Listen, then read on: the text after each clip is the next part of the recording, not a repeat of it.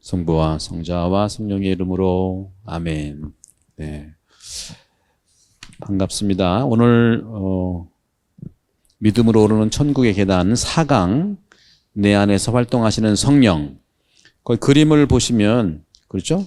73쪽 그림에 보시면 그림이 어떤 모양이죠? 그림만 보실래요? 그림을 보시면 우리 세 분이 이제 무릎을 꿇고 있고 위에서 성령이 내리죠? 예, 성령의 그림이 어떤 그림이죠? 이런 보시기에 불혀, 그죠? 불혀잖아요, 그죠? 불혀. 그 밑에 써 있는 거 보면 불혀. 영의 불과 말씀의 혀가 더불어 움직이는 성령, 이렇게 얘기했는데, 말 그대로 성령은 다른 두 가지를 만나게 하는 하느님 은혜예요. 다른 두 가지를 만나게 하는 것. 만약에 우리가 남북이 통일된다. 성령의 은혜가 가득한 겁니다. 원수를 사랑한다. 성령의 은혜가 가득한 것이죠. 그죠? 기능적으로는 그런 거예요. 그 성령은 어떤 분이실까? 여러분 성령을 많이 이제 고백도 하시고 듣기도 많이 들으셨지만 이 성령에 대한 우리 경험이랄까? 이런 것들은 어떻습니까? 하는 것들을 좀 토대를 하면서 하나씩 나가보도록 할게요. 우선 75쪽을 보면 성령의 어원이 있는데 성령의 어원은 히브리 말로 루아흐라고 합니다. 구약 성경에서는 성령이라는 말 자체는 안 나와요. 하지만 영, 하느님의 영이죠. 영이란 말은 아주 많이 나옵니다. 그것이 루아흐라고 해요. 루아흐라고 하는 것은 공통적으로 바람이라는 것에 어원을 두고 있어요. 바람. 근데 이것이 신약 성경으로 가서는 이 루아흐의 히브리 말이 그대로 번역되면서 푸네우마라고 해요. 푸네우마. 여러분 잘 한번 보세요. 우리 한국말도 이렇게 잘 뜻을 보면은 잘 발음해 보면 뜻이 보여요. 예를 들어서 나쁜 사람, 좋은 사람이 있죠? 나쁜 사람은 어떤 뜻인가? 나쁜 사람. 당신 나쁜 사람이야. 잘 그걸 발음해 보세요. 나쁜 사람. 나만 생각하는 나쁜 사람. 나만 생각하는 게 나쁜 사람, 나쁜 그런 어원이. 그럼 좋은 사람은 뭘까요? 좋은 사람. 이런 식으로 한국 언어는 흑백 논리라든가 판단하는 말이 아니라 그 말 뜻에 의미를 두고 있어요. 좋은 사람은 조화로운 사람. 조흔할 때 지읒에다가 히읗을 쓰잖아요. 조화로운 사람을 좋은 사람이라고 하는 거예요. 그런 것처럼 이 루아흐하고 푸네우마 공통적으로 어떤 느낌을 들어요? 제가 의도적으로 발음하는데 루아흐하고 푸네우마라고 하잖아요. 루아흐는 히브리 말의 영 또는 바람 이런 뜻을 가지고 있는 단어고 푸네우마 하면 히람 말로 번역한 건데 이것도 또 똑같은 의미인데 여기서 어떤 공통점이 있어요? 어떤 것이 좀 나가면 루아흐 푸네우마 어떤 것들이 공통점이 있어요? 뭐가 막 일어나죠? 예? 선풍기처럼. 그게 뭐죠? 바람이다. 숨이라는.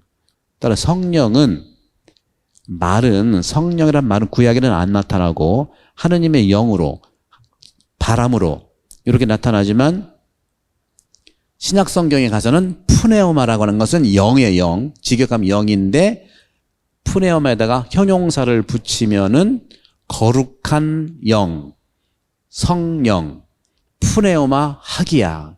하기야가 히람 말로 거룩하다는 뜻이거든요. 우리나라 말은요, 형용사로 많이 사용하는 민족이에요. 형용사를 많이 사용해야 돼요, 여러분. 형용사. 특히 동사라든가 명사로 너무 많이 말하면 너무 단죄를 많이 해. 단죄 너무. 형용사로. 아까 좋은 사람, 형용사잖아요. 좋은 사람. 나쁜 사람. 이런 식으로. 우리나라만큼 형용사가 발달된 나라는 없죠. 그렇게 보시면서 76쪽에 보시면 중간쯤에 고린토전서 12장 3절에 이렇게 말씀하세요. 성령에 힘입어 말하지 않으면 아무도 예수는 주님이시다 라고 말할 수 없다 하는 거죠. 한국은 정말 이 성령에 정통한, 또 성령에 아주 민감한 나라고 민족이고 그래요. 성령. 반대되는 것들이 함께 모여 사는 나라의 특징이 다 갖춰져 있는 거예요. 그게 이제 부정적으로 쓸 경우에는 분리가 되지만 긍정적으로 쓸 때는 반대되는 것이 하나로 만나는 것 자체가 성령의 기능이라는 거죠. 지금 현재 남북한이 정반대지만 나눠져 있잖아요. 근데 함께 살잖아요. 한반도에. 언젠가는 하나가 되면 성령의 그러한 은혜를 살아가고 있는 것을 말할 수 있어요.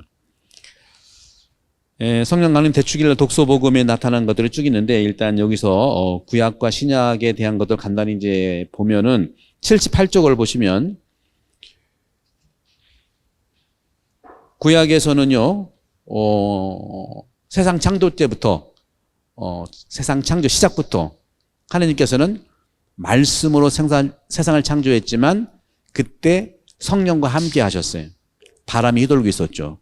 그래서 하느님의 창조는 말씀만이 아니라 성령과 함께, 하느님 영과 함께 창조하신 걸 시작으로 해서 끊임없이 성령의 역사와 함께 한다고 볼 수 있죠.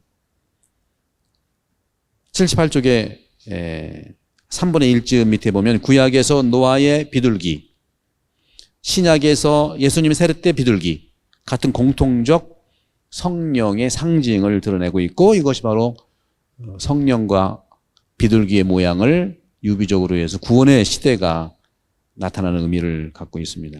또 구름이 성령의 상징인데, 구약 성경에서도 신약 성경에서도 바로 모세가 십계판을 받으러 시나이 산 갔을 때에도 구름이 산을 덮었고, 주님의 영광이 시나이 산에 자리 잡고 구름이 엿새 동안 산을 덮었다는 말이 나오죠.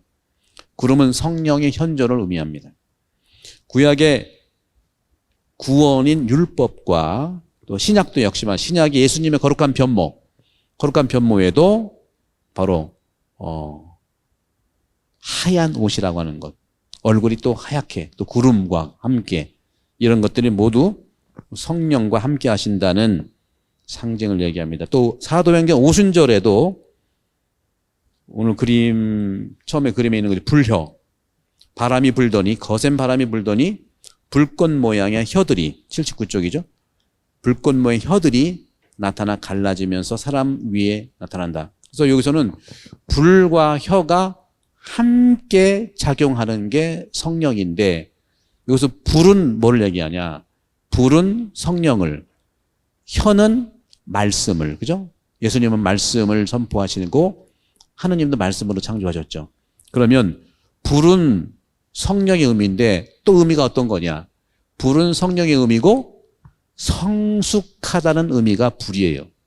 여러분들 날회도 드시지만 생선 구워 먹잖아요, 불에. 그런 것처럼 성령께서 우리를 잘 구워주시는, 성장하게 하는, 성숙하게 하는 의미를 가지고 있는 거예요. 그래서 견진이 바로 성령의 날인을 받는 그런 성사이지요. 혀는 말씀이고, 이처럼 또 예수님께서 부활하신 다음에 숯불에 구운 물고기를 제자들과 드셨는데, 여기서 불꽃이, 바로 불은 성숙함을, 혀는 말씀을 의미한다는 것입니다. 그리고 79쪽 아랫단락에 보면 제1독서에서 그들은 모두 성령으로 가득 차 성령께서 표현의 능력을 주시면서 그대로 다른 언어로 말하기 시작했다. 그러니까 오순절과 이 바벨탑 사건 안에서의 성령과 또 반대의 모습이 드러나요. 바벨탑에서는요, 같은 사람들이 자기의 욕망을 위해서 하늘로 올라가면서 같은 민족, 같은 언어를 쓰는 사람들이 서로 못 알아듣고 분열되는 모습이에요. 어쩌면 지금 우리도 그런 현상 중에 하나이죠. 서로 같은 사람끼리 서로 말이 안 통한다? 불통이 되는 거죠. 그죠? 그것은 바벨탑과 같은 사건을 얘기하는 것이고, 우리도 지금 하루속히 통일을 원하고 있지만 아직도 갈라져 있는 것은 바벨탑의 원인이 가지고 있는 거라고 볼 수 있어요. 근데 오순절 사건은 뭐냐? 오순절은 성령이 내렸는데 모두가 다른 사람들이지만 각각의 언어를 쓰지만 다 같이 알아들었다는 거예요. 성령은 이런 뜻입니다. 다르지만 이해하는 것. 바벨탑은 같지만 이해하지 않는 것. 이런 거예요. 그렇게 봤을 때 바벨탑과 오순절 사건의 반대 모습을 볼 수 있고요. 80쪽에 보시게 되면 그런 점에서 함께 살지만 오해와 갈등, 소통의 장애가 많죠. 여러분들은 인생을 살아오면서 고통의 주소가 어디에 있어요? 고통의 주소는 어디? 여러분의 고통의 주소는 어디입니까? 여러분 괴로움의 주소는 어디일까요? 그죠? 멀리 있는 사람이 아니에요. 어떤 분은 그러더라고요. 멀리 있는 사람들이 말 함부로 해서 나를 고통 주는 게 아니고 바로 가장 고통의 현주소는 가까운 사람들이다. 가족, 형제, 친구, 아주 절친했던 사람, 이런 분들이 고통의 현주소예요. 그게 우리 인생이더라고. 그렇기 때문에 우리는 여기에서 말씀드리고 싶은 건 마음의 괴로움을 이겨내는 연습을 해야 된다는 거죠. 그러기 위해서는 우리가 이런 신앙을 체계적으로 배우는 과정을 통해서 내가 지혜롭게 상대방도 살고 나도 사는 방법을 만들어야 된다는 거죠. 안 그러면 계속 바벨탑만 일어나게 되어 있어요. 우리가 정신을 그런 점에서 온전히 확실하게 만나는 훈련들을 해야 된다나.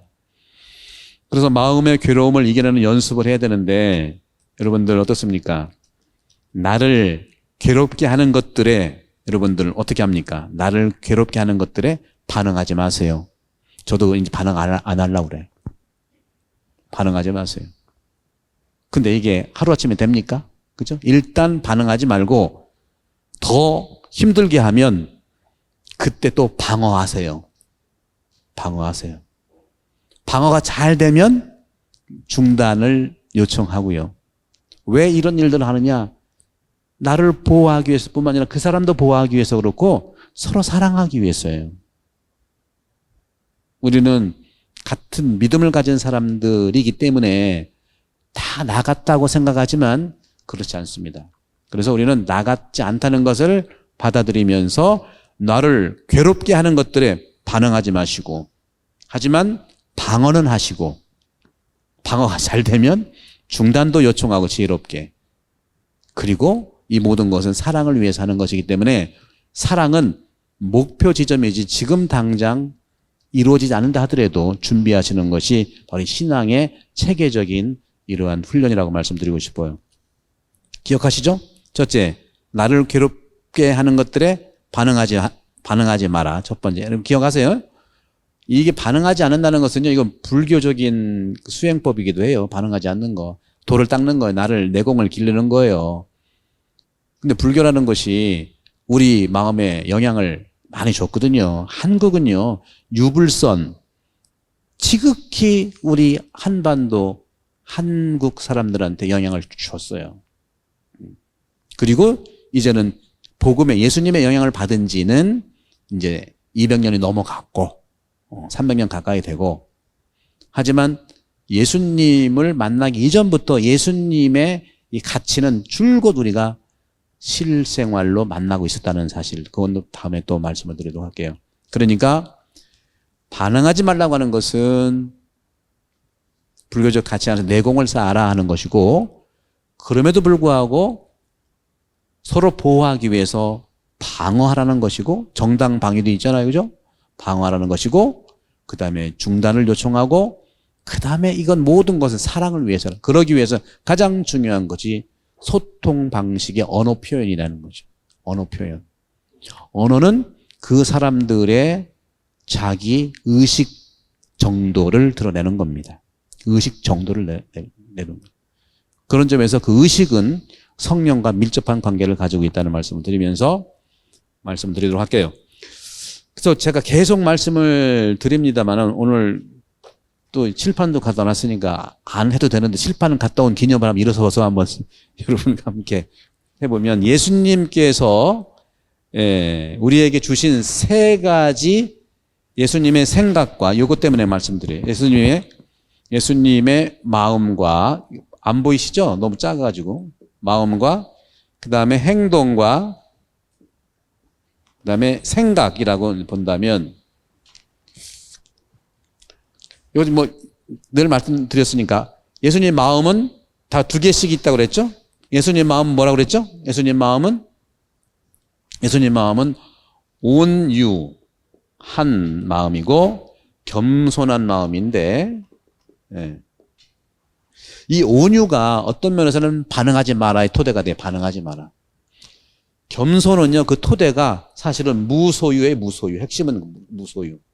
예수님은 정말 아무것도 가지고 있지 않은 사람, 그런 분이에요. 무소유 운동을 하신 분이에요. 무소유.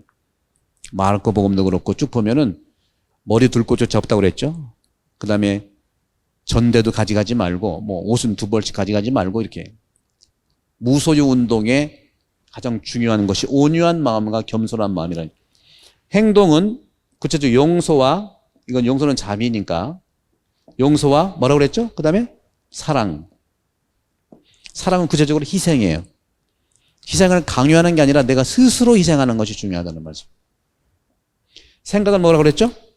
생각은 매사에 긍정적으로 보고 칭찬을 하자고 말씀드렸잖아요. 칭찬. 그리고 결국에는 예수님 생각은 늘 어디에 가 있었다고요? 늘 어디에 가 있었다고? 이게 굉장히 중요한데 요거 뭐죠 이게? 나 얘기 안 할 거야. 뭐예요? 생각이 없는 것 같아. 여보. 그게 말씀 일치인데 일치. 이걸 또 다른 말로 친교.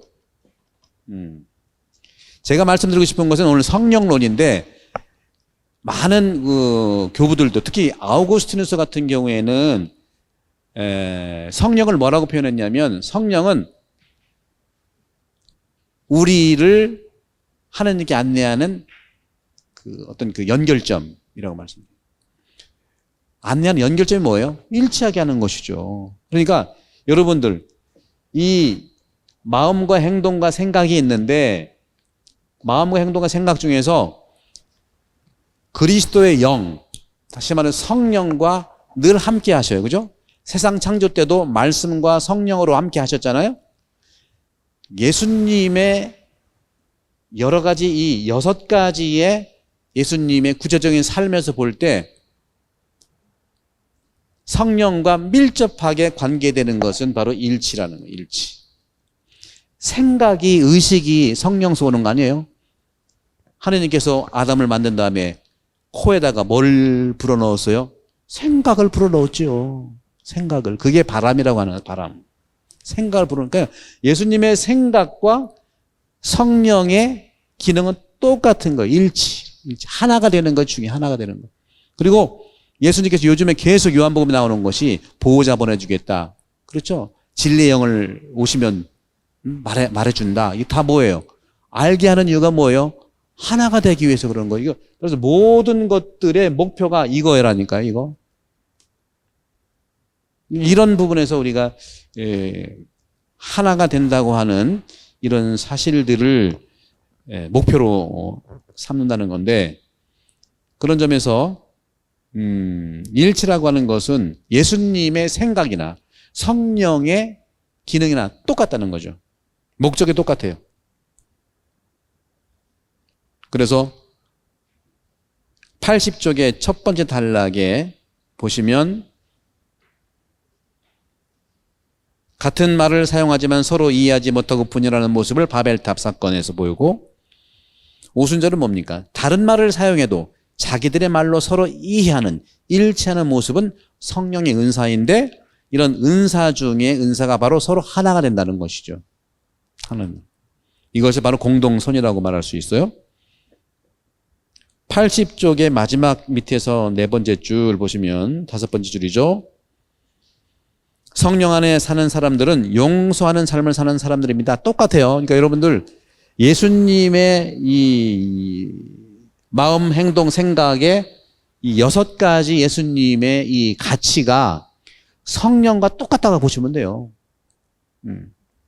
성령의 목표나 예수님의 목표나 똑같이 하느님의 구원 원의와 또 하느님과 함께 되는 건 똑같으니까, 따라서 용서하는 삶은 평화를 이루는 것이고, 평화는 싸워서 이루는 것이 아니라 마음의 평화와 외적인 평화 모두 용서하는 삶. 그래서 성령의 역할은 일치에 있다. 일치. 그 강조하고 싶은 것은 성령의 목적이나 목표나 예수님의 목적이나 똑같다는 겁니다. 같을 수밖에 없죠. 한 하느님이신데. 다음에 81쪽을 보시면 바오로 사도의 고린토전서 12장, 13장, 14장 이것이 성령론인데 바오로의 성령론이에요. 온전히 그 성령론을 드러내는 게 사랑이죠. 12장에서는 여러 가지 은사들을 얘기해요. 여러 가지 은사. 신망해라든가 여러 가지 은사를 얘기하죠. 14장에서는 신령한 언어와 예언을 말하는 것을 얘기해요. 예언. 신령한 언어와 예언.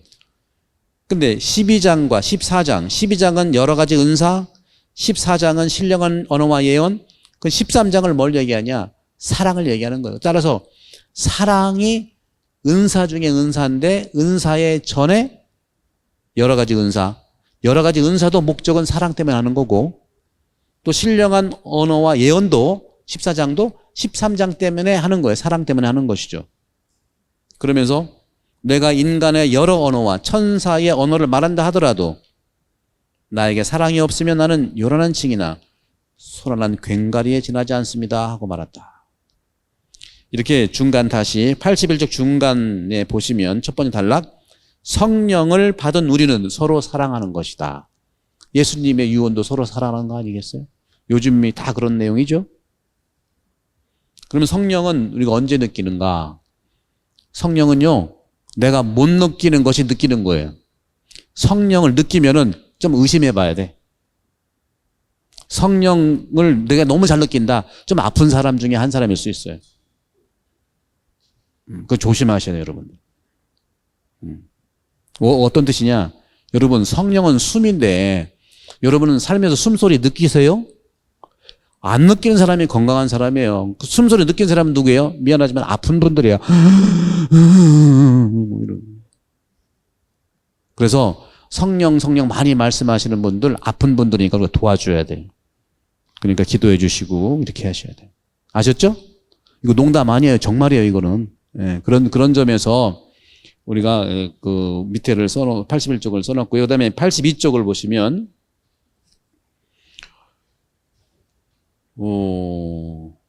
성령의 중요한 기능들이 있는데, 성령은 어떻게 하시는 분이냐? 목적이 일치지만 일치를 위해서는요, 성령 안에 살아가는 사람은, 성령을 품고 살아가는 사람은 보존하는 거예요. 내가 나답게 보존되는 것이 성령께서 해주신. 내가 나답게 안 해주는 것은 악령이에요. 나를 나답게 해주는 것이, 만약에 저는 비오고 옆에 있는 분은 이제 베드로인데, 저는 베드로가 너무 멋져서 내가 베드로가 되려고 그래? 그거는 성령께서 원하시는 게 아니라 비오는 비오답게 살아야죠. 근데 보고 너무 멋져 보이니까 내가 베드로로 살려고 그래? 성령이 원하시는 게 아니죠. 내가 나답게 보존하는 게 성령께서 해주시는 일이다. 그리고 결합시켜주는 것이 성령이에요. 갈라지게 하는 게 아니에요. 뭐든지 간에 갈라지게 하는 것이 성령이 아니고 결합시켜주고 보존해주는 것이다. 따라서 보존은 뭐예요? 보존이라는 것은 성장하고 성숙할 때 보존이 되는 거예요. 냉장고 보관 잘해야지. 김치 냉장고, 그죠? 결합은 일치와 관계되는 것이다. 그래서 요즘에 계속 읽고 있는 82쪽의 마지막 단락 보면 요한복음 16장에 예수님은 내가 떠나지 않으면 포효자께서 너희에게 오지 않으신다. 그러나 내가 가면 그분을 너희에게 보내겠다 하시며 파라클리토스. 파라라고 하는 것은요. 파라는 바로 옆에서. 옆에라는 뜻이에요. 파라는 with예요. with. 옆에서. 또 바이, 영어로 바이. 클리토스는 막 말해주는 거예요. 역성 들어주는 거, 말해주는 거. 파라클리토스의 어원은 내 옆에서 역성을 들어주고 변호해주고 지지해주는 게 파라클리토스라는 성령의 역할이에요. 여러분들이 성령의 파라클리토스를 사시려면 부인은 남편의 역성을 들어주시고 반대는 또 그렇게 역성을 들어주시고 그렇게 지지해주시고 편이 돼주시고 그런 거죠. 부인이 남편한테 가장 바라는 게 어떤 파라클리토스예요? 무조건 내 편 들어주는 거지 뭐. 근데 가끔은 신혼부부들 안에서 이런 일들이 일어날 수 있어요. 부인이 하도 억울해서 남편한테 얘기하면 그거 네가 틀린 거네 뭐 이렇게 얘기해. 이거는 지금 성령도 아니야. 왜 부인을 거기서 조종하고 교육시키려고 그래. 틀린 거 본인이 더 잘할 텐데. 그죠? 이렇게. 자, 그래서 그런 부분들을 우리가 이제 성령을 보시면 잘 읽어보시고 그런 점에서 아까 말씀드린 것처럼 아우구스티누스 성인께서는 어떻게 했냐? 성령은 뭐냐? 서로를 이어주는 매듭과 같은 존재가 성령이다. 매듭. 서로가 서로를 이어주는 매듭이에요.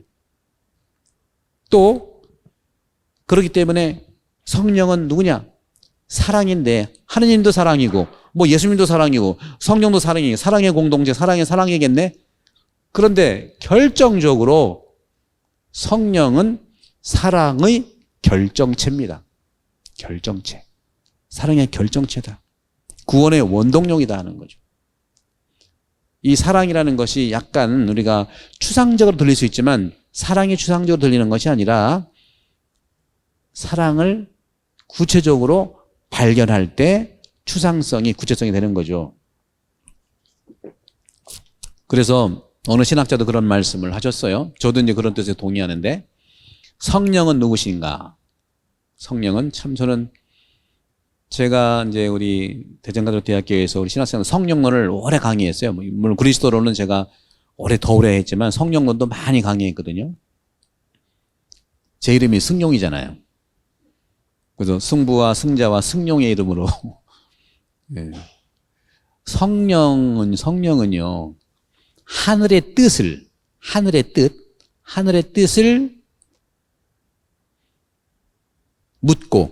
묻는 거 묻고 그 다음에 인도하고 따르는 성령이신데 묻는 것은 구약 성경에서 항상 묻는 거고요. 인도하는 것은 신약 성경에서 예수님을 항상 인도했고요. 그러니까 성령은 하나님의 뜻을 묻는 것은 준비하는 건데 누구를 위해서 묻고 준비하냐? 예수님을 위해서 구약 성경 전체에 성령은 예수님을 준비한 분이에요. 묻고 또 묻고 아는 길을 물어가라. 돌다리로 두드려보라. 이런 말처럼 구약 성경에서는 예수님을 끊임없이 준비하고 묻고 하신 분이 성령이고 예수님이 오시니까 신약 성경에서는 끊임없이 예수님과 함께 동행하고 안내하신 분이에요. 인도하신 분이라는 거죠. 근데 예수님이 승천에 가시니까 뭐 이번 주에 승천 축일이죠. 승천에 가시니까 부활하시니까 부활 때부터 승천에 이르기까지 오늘날까지 성령께서는 그 예수님을 따라 7면조도 아니고 3면조는 돼요. 예수님을 준비하시고 예수님을 안내하고 동행하시고 그 다음에 예수님을 따랐다. 그러면서 그 성령은 전면에 드러나지 않아요. 아주 성령은 누구냐? 새색시처럼 수줍어하시는 하느님이에요. 수줍어하시는 이런 표현을 어느 신학자가 했어요. 수줍어하시는 하느님이다. 저도 오늘부터 수줍어하려고 그래. 춥기도 하고 따끈따끈 먹으면서 신부님 식사 좀 하려고 하는데 시간 있으세요? 몰라요. 너무 간지러운가? 이렇게 수줍어하는 하느님께서 우리를 구원해 주신다. 막 능력 있어가지고 뭐 전진 앞으로 여러분들 언제 말씀드렸죠? 담대한 사람, 소심한 사람이 있는데 여러분은 담대한 분입니까? 소심한 분입니까? 저는 소심한 사람이에요. 지난번에 말씀드렸나? 소심한 사람이에요. 소심한 자여 구원받으리니. 담대한 분들이여 칭찬은 받겠지만 사고 치리니. 자, 그렇게 이제 보면서 우리 현대 신학자시죠. 2차 바다금 공의에도 설계하셨던 칼 라너 신부님께서는 성령을 뭐라고 했냐? 성령은 그리스도의 영이라고 그랬어요. 뭡니까? 그리스도의 영이니까 뭐예요? 그걸 응용할 수 있죠. 여기 보면은 그리스도의 영이면은 예수님의 마음이겠어요? 예수님의 행동이겠어요? 예수님의 생각이겠어요? 보시면 그리스도의 영은 어떤 걸까요? 세 가지 중에 하나 고르는 거예요. 예수님의 마음이에요? 예수님의 생각, 행동이에요? 예수님의 생각이에요? 그리스도의 영이? 생각이겠죠, 생각. 성령을 그리스도의 영이라고 얘기했던 칼라나시님. 그래서 우리 인간 안에 거주하시는 하느님이 성령이시다. 그래서 우리는 세례받은 모든 분들은 성령의 궁전입니다. 여러분 몸이 궁전이에요. 성령의 궁전, 성전이니까 여러분 몸을 잘 존중하셔야 되고 상대방도 그래서 존중해야 돼요. 우리는 말이라든가 표정이라든가 이런 모든 것들이 성령께서 거처하시는 궁전이기 때문에, 성전이기 때문에 우리가 존중해야 된다는 것이죠. 존엄성을 말하는 것이죠. 그러면 동시에 83쪽을 보시면 그런 점에서 결합시키는 것은 성령께서 하시지만 악령은 우리를 분리하고 이간시키는데 83쪽 있죠? 83쪽의 첫 번째 줄, 악령은 우리를 분리하고 이간시키고 공동체 안의 뒷담화와 분열 이런 것들은 악령이 하는 일입니다. 성령은 우리를 만나게 해주고 결합하게 해주며 그래서 보존하고 결합하는 삶을 토대로 이루어가는 공동선을 형성해 주는 거죠. 그래서 보존이 필요한 사람에게는 보존하고 결합이 필요한 사람에게는 결합하며 함께 성장하는 삶을 살아갈 때 우리는 성령 안에서 살아갈 수 있는 은총을 받았다고 말할 수 있어요. 은혜 받았나가 바로 이런 뜻인 거예요, 여러분들. 그럼 한번 쭉 읽어보시면서 그런 점에서 바실레오 성인께서는 이제 어떻게 말씀하셨냐? 바실레오 성인은 3세기 우리 교부시죠. 바실레오 성인께서는 성령이라고 하는 것은 도움을 주시는 분, 협력하시는 분이라고, 협력자. 도움을 주시는 분인 동시에 주님의 몸과 내 몸과, 그러니까 주님과 내가 불가분의 관계, 떨어질 수 없는 관계를 만들어주시는 분이 바로 성령이라고 말씀하셨어요. 그런 점에서 저는 말씀드리고 싶은 건 뭐냐면 성령은 영적인 지성이에요. 영적인 지성. 지식만이 아니고 영적인 지성. 영적인 지성은 그걸 지혜라고 하면 지혜. 지식은 아는 정보라고 할 수 있지만 지혜는 영적인 지성으로서 지혜롭게 사람을 살리는 거라. 지식 속에 사랑이 있느냐 없느냐가 따라서 영적 지성이냐 아니냐 볼 수 있는 거예요. 그 의미를 찾느냐 하는 거예요. 겉으로만 보는 것이 아니라 속으로까지 이해하게 되는 것이죠. 그런 점들. 나머지는 쭉 한번 읽어보시고, 그런 일들이 많아요. 뭐 서로 일치하고 또 하나가 되고 하는 것들이 2002년도 월드컵 축구 때 있었어요. 이게 정말 2002년도 월드컵 축구 한 달 동안 완전히 성령 세미나 한 달 했다니까. 한 달 해가지고 그때 뭐 아픈 사람이 하나도 없었어요. 그때 병원문 닫았어.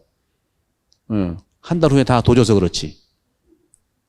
그리고 우리가 얼마나 또 이게 층층 시합니까? 그죠? 남녀, 나이별로 이렇게 좀 이렇게 서로 구별을 하는 그런 문화인데 성령께서 함께 하셨는지 월드컵 한 달 동안은 남자, 여자 구별이 없었어요. 할아버지도 빨간색, 할머니도 빨간색, 애들도 빨간색 입고 대한민국 짝짝짝 했다. 성령을 받은 그런 한 달 동안. 성령만 받은 게 아니라 불교에서는 야단법석을 했고요. 야단법석. 대동놀이를 했고 그런 것들이 굉장히 우리 개신교는 심령 대부흥한 거고 그런 현상들이 굉장히 많이 있어요. 자, 87쪽을 보시면 성령의 움직임이 바로 에너지이고 거룩한 에너지이고 사랑의 에너지인데 늘 성령은 관계 안에서 움직인다. 사랑으로 움직인다는 것이죠. 마지막 줄에 고요함과 거룩함도 성령의 상징이다 하는 말씀을 좀 드리고 싶어요. 그래서 우리가 이제 말씀드리고 싶은 것은 우리가 87쪽의 마지막 줄 보면 고요함과 거룩함은 성령의 상징인데 성령은 소란한 곳에서 잘 느끼지 못하고 찬미와 찬양은 아름다운 것이지만 계속된 찬미와 찬양은 시끄럽게 들릴 수도 있어요. 비트가 강하게 들어간다는 거, 쿵쿵쿵쿵쿵쿵. 그럼 상당히 성령에 의한 고요함보다는 우리 욕망을 압박하는 그런 비트가 많아요. 그 굉장히 조심해서 우리가 선곡도 해도 그래야 되거든요. 이게 그런 우리 감정을 이렇게 일으키게 하는 그런 음악들이 꽤 많아요. 그런 점들을 우리가 잘 봐야 되고 찬미와 찬양의 의미가 있지만 성령을 더 느끼기 위해서는 충만한 고요함, 이것이 더 필요합니다. 고요하면 더 잘 들리고 느낄 수 있기에 하느님과 결합되게 해주는 고요함 속에서 성령의 의미를 잘 살펴봐야 할 것입니다. 네. 중간에 보시면 영감, 인스피레이션이라고 하는 것은 라틴 말로 인스피라시오인데 뭐냐면 안으로 스피라시오, 영이 들어온다. 영이 들어온다. 영이 안으로 들어온다는 것이 영감이에요. 영감. 성령께서 들어오는 안테나는 우리의 생각이라는 거죠. 생각. 성령이 내 생각인 안테나로 들어와서 나를 감도한다는. 그래서 우리는 생각의 시작을 자세히 바라봐야 돼요. 생각의 시작을 바라봐야 돼요. 그리고 마지막 단락에 마지막 줄에 신약 성경의 성령이 늘 예수님을 준비했고 동행했으며 추종했음을 볼 수 있고 성령은 하느님을 온전히 담고 실현하는 잠재력을 가지고 있다. 중간쯤 보시면 그 밑에서 하나, 둘, 셋, 넷, 다섯, 여섯 번째 하느님께서는 영으로 태초에 인간을 흙으로 창조하셨지만 흙으로 하느님이 창조하셨지만 거기에 머물지 않고 우리 그리스도인들은 그리스도의 살과 피로 나를 다시 창조했다는 것을 믿어야 된다는 거예요. 예수님의 육화와 십자가상의 부활이 창조의 완성이에요. 완벽하게 왜 그런가?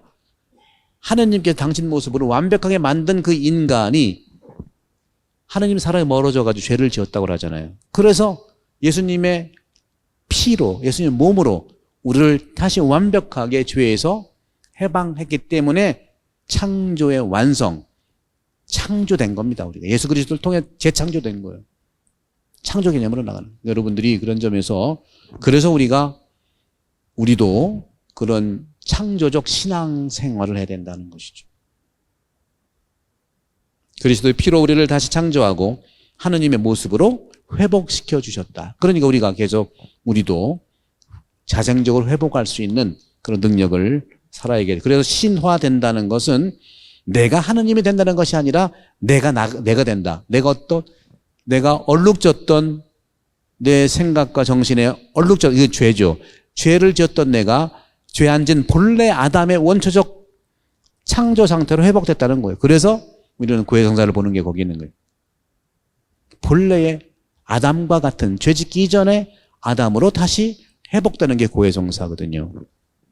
본래의 내가 되는 것이 성화되는 거고 신화되는 겁니다. 왜? 본래 나는 하느님을 닮았기 때문에 신화 그 자체예요. 그래서 내가 성화되고 신화된다는 것은 내가 하느님이 된다는 것이 아니라 하느님이 당신 모습으로 우리를 만들었기 때문에 내 본래의 모습이 바로 신화예요. 성화고. 다른 사람이 되는 게 아니에요. 바로 내가 되는 게 성화라는 것이죠. 따라서 거기 89쪽에 중간쯤 보면 성령은 이렇게 가능성을 제공하고 하느님과 함께 협동 능력을 주는데 성령 안에 산다는 것은 단순히 심령기도, 치유, 은사들도 중요하지만 이것들을 뛰어넘는 가능성, 이웃들과 나누고 교회 안에서는 레지오 구역공동체 사목위원들이 사제를 중심으로 해서 서로 협력하는 능력이 바로 성령 안에 살아가는 거예요. 그리고 기름 부음과 일치와 친교행 다 같은 말을 하는 거예요. 같은 메시지, 다른 표현들이에요. 아까 보존이다, 결합이다, 아까 아까 아우스팅 성인이 말씀해 매듭이다, 이런 것도 다 일치, 친교와 같은 그런 말들이죠. 쭉 읽어보시고 91쪽의 소 제목에서 주님을 준비하고 동행하며 따르는 영. 주님을 준비한 것은 구약에서 준비했어요, 성령이. 신약에서는 주님과 함께 동행하고 안내했고, 예수님이 부활하신 다음에는 예수님을 줄곧 따랐고, 지금도 역시 예수님을 따르시고 우리와 함께 하시는 성령의 삶을 우리와 함께 하시는 것이죠. 93쪽을 보시면 93쪽 아우구스티누스, 아까 말씀드린 것처럼 아우구스티누스는 서로를 잇는 매듭과 같은 분이 성령이다. 매듭. 아버지와 아들 사이의 사랑의 매듭이죠. 사랑의 유대. 따라서 성령은 선물이고 사랑이고 친교죠. 따라서 성령론은 은총론이고 교회가 어떻게 살아갈지를 안내하는 교회론입니다. 친교의 장소가 교회고요. 분열의 장소는 바벨탑이죠. 우리가 그래서 어떤 삶을 사는지를 우리가 스스로 바라볼 수 있는 것이 중요합니다. 따라서 바실리오 성인은 구원 역사의 원동력으로 말씀하시면서 성령은 단순한 사랑이 아니라 아까 말씀드렸던 사랑의 결정체라는 말씀을 드리고 싶어요. 네. 그래서 93쪽의 이제 중간 밑에 좀 신학적인 그런 표현들인데 이건 뭘 얘기하냐면 이 예수 그리스도께서 하느님이시고 다시 말하는 신성과 인성 두 개를 다 가지고 있다는 여기에는 성령의 역할 때문에 가능한 겁니다. 보세요, 여러분들. 제가 설명을 해드릴게요. 한번 또 일어나 봐야겠네. 여기 칠판이 있으니까. 보세요. 성부 하느님이 있고 성부가 성자가 됐어요. 그죠? 이게 뭐예요? 이게 강생이죠. 강생. 하느님이 사람이 되는데 전혀 하느님은 하느님과 사람은 사람이 다른 존재인데 어떻게 신이 사람이 될 수 있냐? 성령 때문에 가능한 거예요. 성령 때문에 가능한 거다. 그런데 이게 이제 육화죠. 육화가 가능했던 것은 성령 때문에 가능했는데 오리겐에서 그런 말한 거. 어떤 성령이냐? 공통 분모가 있어야 되지 않겠느냐 하는 거예요. 성부는 자체로 영원한 영 자체잖아요. 그죠? 육이 안 보이니까. 성자 예수님은 육은 있잖아요. 육. 그죠? 몸은 있어요. 근데 이 성자의 생각이라고 할 수 있는 성령의 아까 이제 칼라나도 시몬님도 얘기한 것처럼 그리스도의 영이 있죠. 그리스도의 영. 그죠? 그리스도의 영이 성령이라면서요. 해서 이 그리스도의 영이 있는 거예요. 따라서 인간 예수 육으로 된 성자를 통해서가 아니라 성부의 영과 그리스도의 영 공통 분모가 있잖아요. 그리스도의 영과 영 그것이 성령인데 따라 성령은 아버지의 영도 있고 그리스도의 영도 있어요. 중계가 가능해. 그래서 성령으로 육화됐다는 것이 이것이 다른 게 아니고 오리게네스의 이런 성령론이고요. 이제는 성자를 통해서 예수님을 통해서 성부께 가는 거. 이것을 우리는 뭐라고 해요? 신화라고 하죠. 신화. 내려오는 것은 육화고 올라가는 건 신화인데 신화가 조금 듣기가 어색하면 성화도 좋아. 성화. 같은 말이에요. 성화는 뭐라고 그랬죠? 본래 내가 되는 걸 얘기하는 거다. 내가 되는. 다른 사람 되는 거 아니에요? 신화도 역시 마찬가지야. 예수 그리스도 바로 이분이 우리를 하느님께 안내해서 같이 이끌어주는 이 신화가 되는 부분에도 성령께서 움직여 주신 것이다. 그러니까 성령은 그런 점에서 신성과 인성이 함께 있어서 신성과 인성이 속성이죠. 속성이 신성은 신성이고 인성은 인성 각각 독립적으로 있으면서 서로 통한다. 이거를 언제입니까? 381년 성령론적인 그런 그 공의회에서 선포되기 전에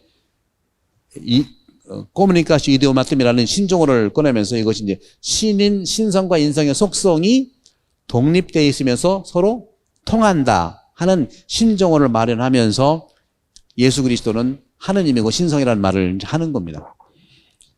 어쨌거나 신학적 설명하면 더 복잡하니까 저렇게 우리는 한국 사람 다 알아들어요. 한국 사람들은 예수 그리스도는 하느님이고 사람이라고 하는 데는 성령 때문에 만들어준다는 거죠. 공통분모가 있다는 거죠. 우리는 한국 분들은 중개하시는 분이 꽤 많아서 이해가 금방 돼요. 우리는 전부 다 직거래 하는 걸 참 어려워해요. 그죠? 직거래. 여러 분야에 그렇습니다. 여러 분야에. 여러 분야에 그래요.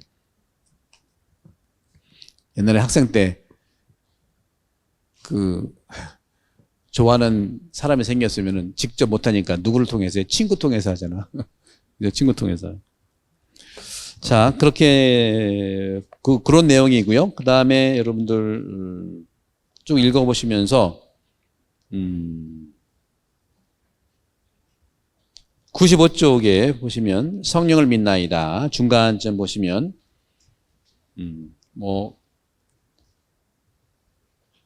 거기 보시면, 하느님의 생각은 하느님의 영이 아니고서는 아무도 깨닫지 못하고 하느님께서는 성자 예수 그리스도와 성령을 함께 공동으로 파견했다.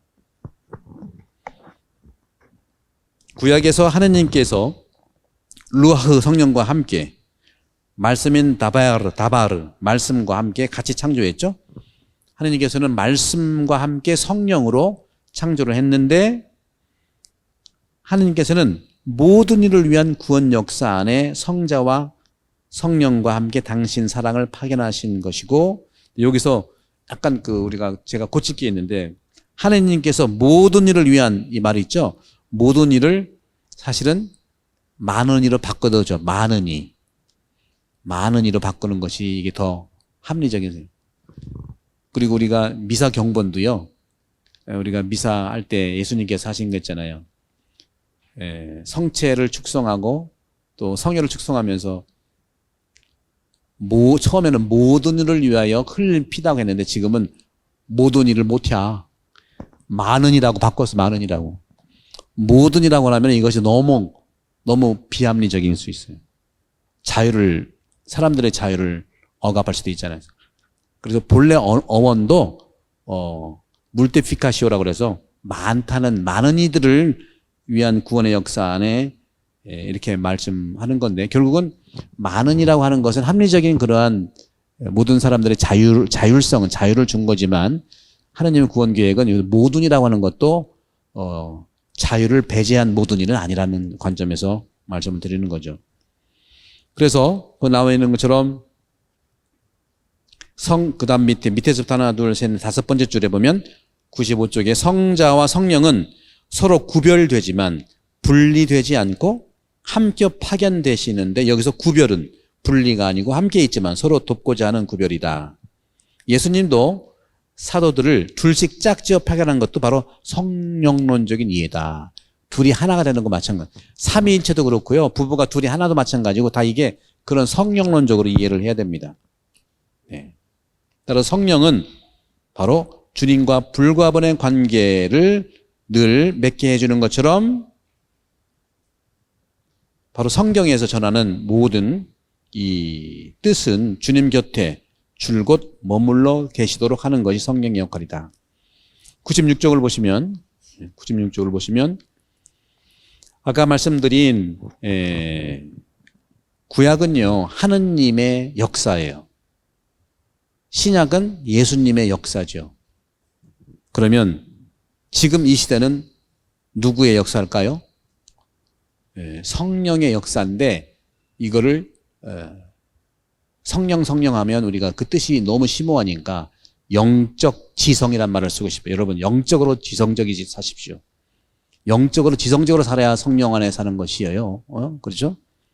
따라서 성령은 이렇게 영적 지성으로서 시간 속에서 다가오는 하느님이시다. 따라서 영적인 지성이 군림하는 시대가 바로 이 시대, 이 시대다. 우리가 사는 이 시기. 예수님 승천 이후부터 우리는 성령의 시대, 영적 지성의 지배 시대, 성령이 주관하는 시대, 이렇게 볼 수 있겠습니다. 그런 점에서 베네딕토 16세 교황님도 그런 말씀하셨어요. 저도 이제 그런 부분에서 이제 토착화적인 그런 표현을 많이 쓸 건데요. 여러분들이 이제 익숙하지 않나 하더라도 여러분들은 지금까지 신앙생활 하면서 우리가 우리 언어로, 우리한테 익숙한 언어로 썼어요. 그러나 우리는 한국 사람이기 때문에 한국 사람의 문화, 특히 중국, 일본, 한국, 뭐 대만까지 포함하겠죠. 이 동북아시아의 이런 가치 안에서 이제는 예수님을 만나야 됩니다. 그게 베네딕토 16세 교황님께서도 그런 얘기를 했어요. 이제 3000년대에는 동양의 문화와 동양의 가치관을 만나야 되는데 동양의 사상은 뭐냐? 그리스도인들에게 대림적 성격을 준다. 대림적 성격. 대림이 뭐예요? 주님이 오시는 성탄을 준비하는 대림이잖아요. 어서 오소 주님. 그런 것처럼 동양의 문화라고 하는 것은 대림적 성격을 우리에게 주는 것이기 때문에 동양의 이 가치와 만나야 된다고 베네딕토 16세 교황은 벌써부터 얘기를 했습니다. 천년기에는 플라톤이 예수님을 만나서 천년을 우리가 그리스도교의 삶을 살았고 또 아리스토텔레스의 이 철학을 만나서 또 2000년대를 살았어요. 그럼 플라톤은 뭐냐? 저쪽이 진짜고 우리가 보이는 것은 투영이라고 얘기했어요. 그러니까 초기 천년은 영성적 가치가 많이 발달했어요. 두 번째는 아리스토텔레스의 철학은 뭐냐? 저쪽은 모르겠다. 보이는 이것이 통해서 보자. 보이는 것을 많이 찾아. 그래서 두 번째 천년기는 예수님이 이 아리스토텔레스의 철학을 만나면서 과학 발달하고 인간 중심적이 많이 갔거든요. 이제 3000년기는 그 중간중간에 뭐가 있었냐면 이 플라톤에서 아리스토텔레스로 넘어가는 이 시점에 패스트가 있었고요. 지금 이제는 아리스토텔레스 철학에서 동양의 문화로 넘어가는 이 시점에 코로나가 있는 겁니다.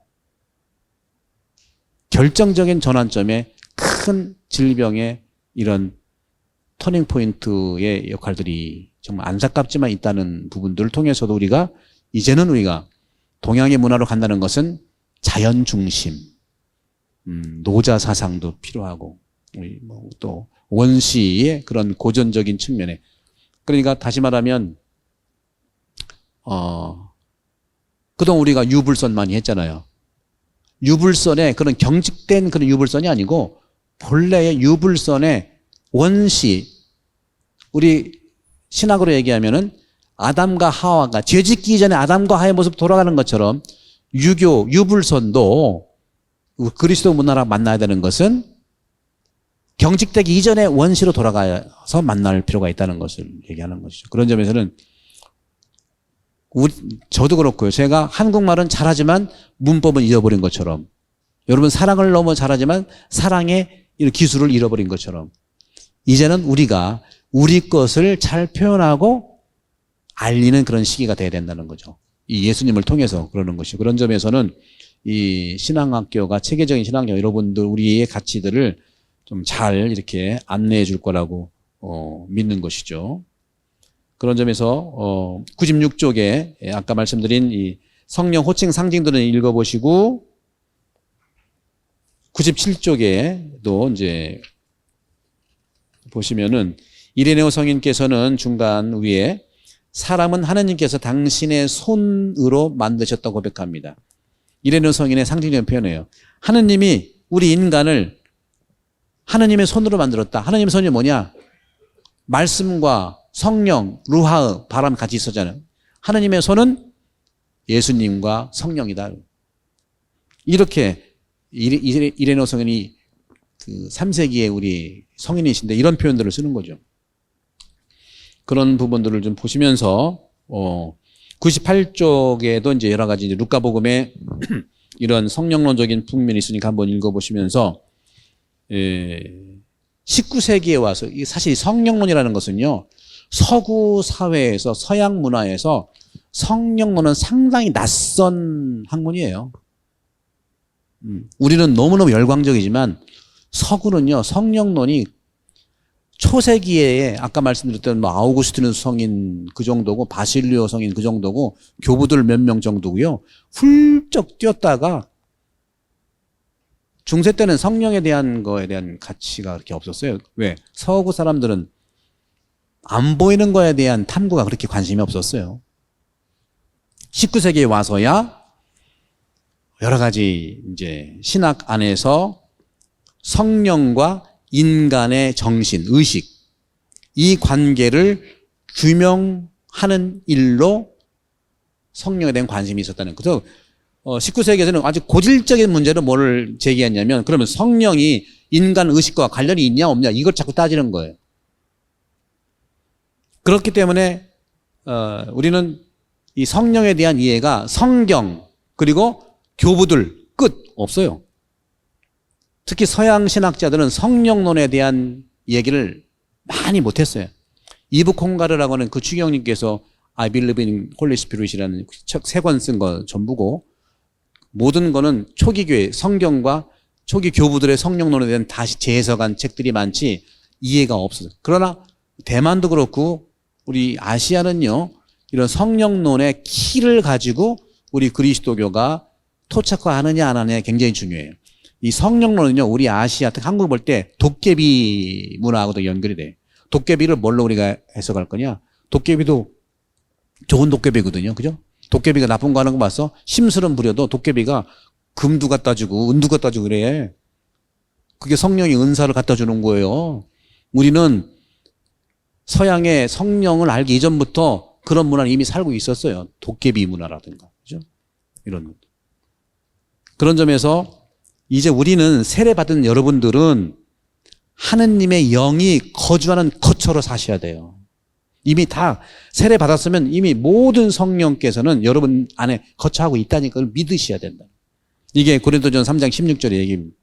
따라서 성령은 인간 안에 살아있는 분이고 또 우리 안에서 기도하는 분이고 활동하는 분이에요. 여러분이 참으로 기도하면 성령이 내 안에서 움직이는 것을 느끼십니다. 하시면 돼요. 제가 지난번에 말씀드렸던 바로 감정을 다스리는 호흡이 성령의 움직임이죠. 그죠? 그런 부분들. 따라서 성령은 1차적으로는요, 인간의 의식을 감돌고 장악하고 그 다음에 인간의 의식과 거의 동일하게 이해되는 존재가 성령이에요. 따라서 생각의 순수한 모습을 자꾸 바라보라고, 그것이 성찰이고 식별이에요.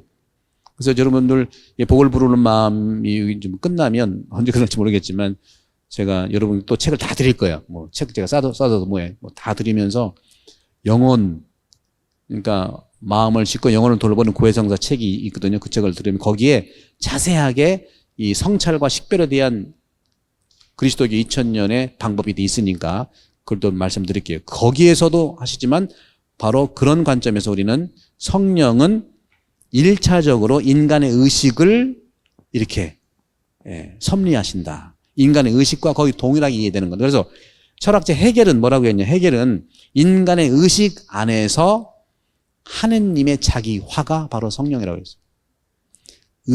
인간의 의식 안에 있는 하느님의 자기화. 이게 좀 어려운 말이지만 헤겔이라는 사람이 그런 얘기를 해요. 그리고 슐라이마흐라는 이 신학자는 성령은 인간 이성과 하나다 하고 얘기했어요. 근데 저는 성령이 꼭 이성만 얘기하는 게 아니다. 우리 감정까지도 얘기할 수 있다고 얘기는. 서양의 모든 언어, 모든 기준은 늘 이성 중심이거든요. 그러니까 여러분들 네타시오 할 때 맨 처음에 나오는 게 뭐예요? 네타시오 3개 얘기하잖아요. 그 다음에 습관 얘기야. 뭐가 나와요?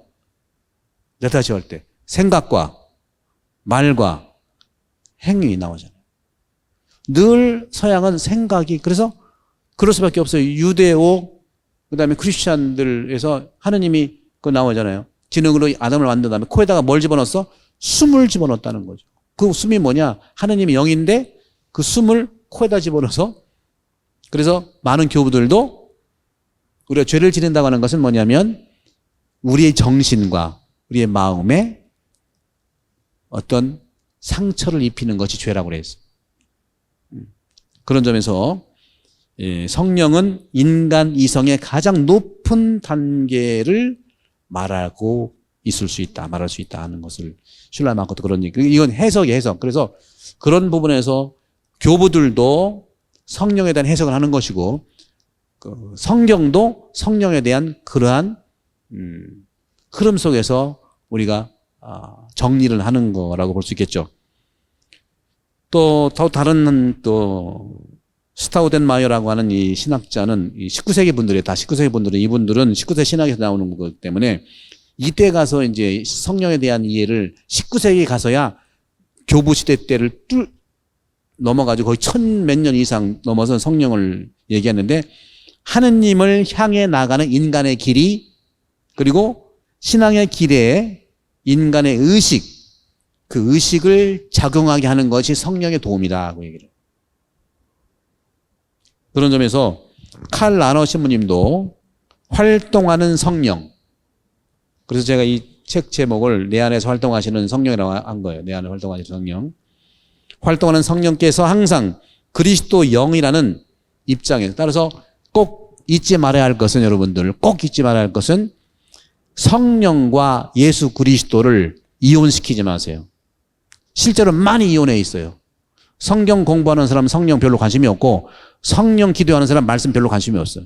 이게 현실이에요. 우리가 그러는 게 아니라 한국이 지금 많이 좋아졌어요. 많이 서로 분리해. 그냥. 이게 우리의 문제예요. 어려움이. 성령을 얘기하면서 자꾸 분리해. 그리고 내가 다른 것은 또 다 오해를 하는 부분들이 있고 그래서 그런 점들을 우리가 바라보면서 활동하시는 성령은 항상 그리스도의 영이라는 입장에서 우리가 바라봐야 되겠고 그래서 그리스도의 생각, 그리스도의 의식 이것을 정말 바꾸지 않고 성령과 대치하지 말아야 돼. 그리스도의 의식 생각과 항상 만나야 된다는 말씀드려요. 그런 점들을 보고 우리의 몸도 여기 성령께서 머무시는 궁전이라는 아까 말씀을 하나로 말씀드렸고요. 그런 건 내려 쭉 한번 읽어보시면 좋겠고 시간이 다 됐으니까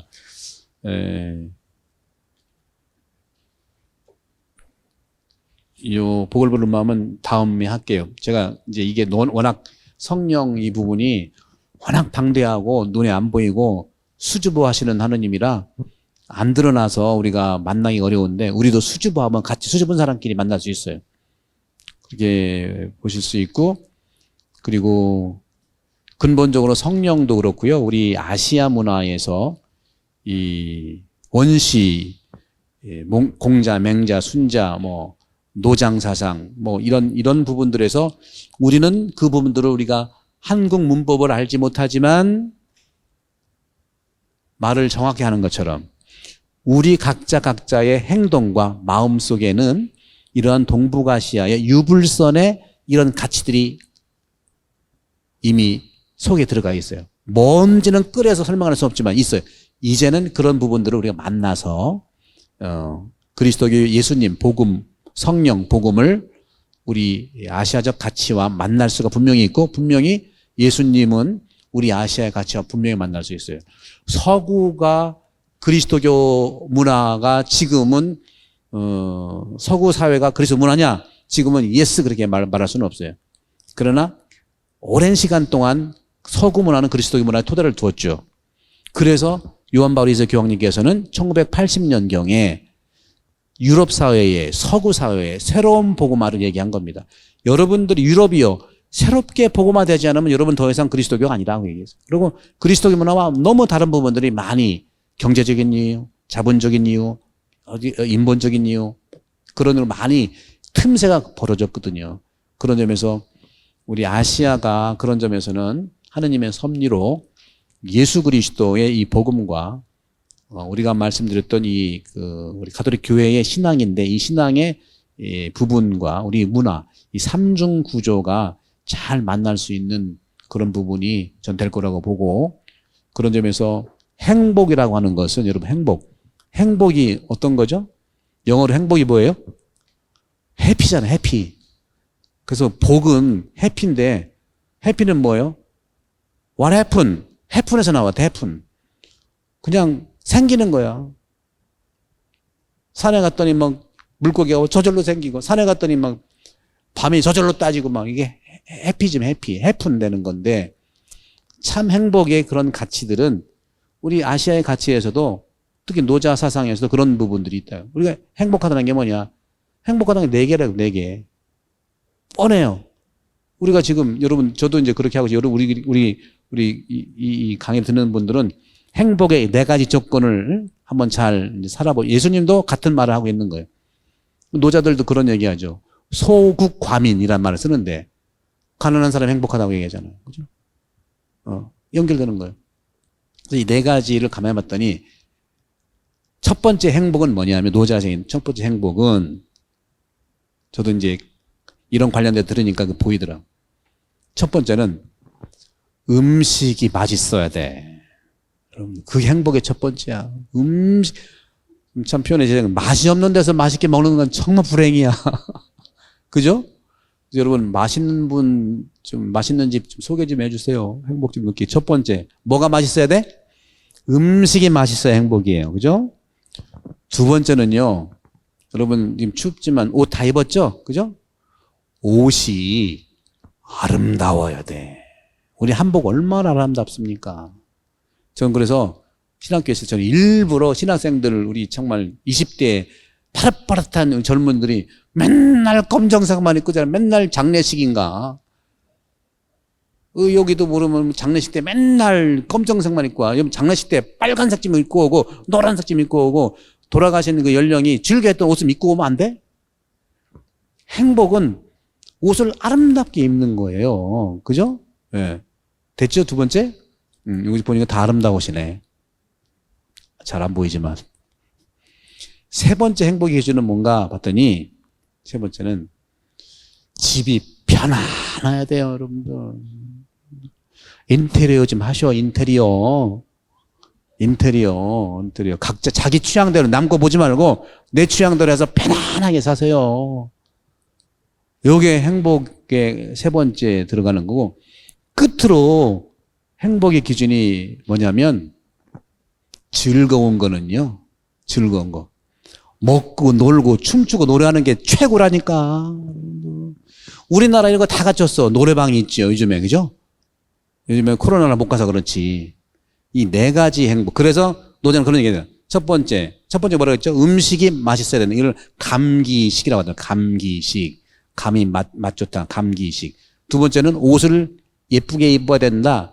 미기복. 세 번째 뭐라고 그랬죠?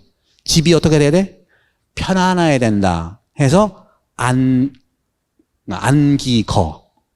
안기거가 편안해. 마지막으로 우리가 뭐가 즐거워야 돼? 놀아야 돼. 여러분들 놀아야 돼. 근데 놀지 않고 강의만 하고 있으니 참 어떡하는 거야. 그러니까 저는 강의도 놀면서 하는 거예요. 그냥 놀면서, 강의도 뭐든지 놀면서 하세요. 여러분 잘 놀잖아. 저요 노래 정말 좋아하거든요. 근데 참는 지 지금 3년째 됐어. 춤은 더 잘 추어져. 보여드릴까? 예, 지금 시간 관계상 우리 종강할 때 한번 춤춥시다. 예? 노는 건 락기속. 즐거운 것은 우리 문화 그런 것에 있다고 얘기를 하더라고요. 그래서 여러분들, 요게 우리 복음화 예수님하고도 같은 연결점이 커니까 여러분들 오늘도 여러분 만나서 반가웠고요. 다음 시간부터는 예수님에 대해서 5강부터 나갈 텐데, 예수님의 어떤 분인가 하는 걸 보겠습니다. 성부와 성자와 성령 이름으로 아멘. 영광이 성부와 성자와 성령께. 강복 드릴게요. 주님께서 여러분과 함께. 전능하신 천주 성부와 성자와 성령께서는 우리 모두에게 강복하소서. 아멘. 성부와 성자와 성령의 이름으로 아멘. 감사합니다.